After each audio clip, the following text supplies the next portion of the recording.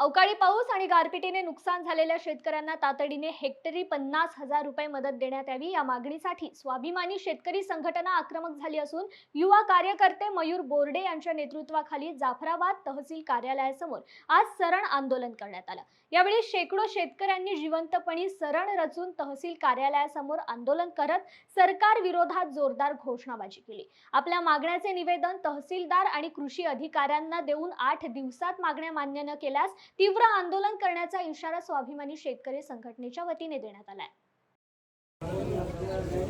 27 तारखेला अवकाळी पाऊस आणि गारपीट झाली।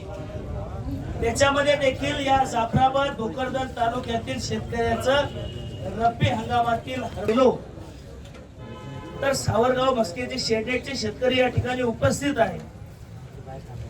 मिरची होती म्हणजे इतक्या वाईट अवस्थेमध्ये इतकी खतरनाक गारपीट त्या ठिकाणी झाले की शेतकऱ्याच्या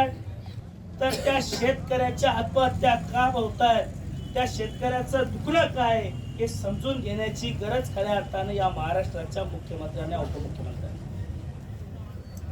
परंतु अलीकडच्या काळामध्ये या महाराष्ट्र राज्याचं राजकारण हे अतिशय वाईट पद्धतीने यांनी या मराठा समाजाची घोर फसवणूक या ठिकाणी केली।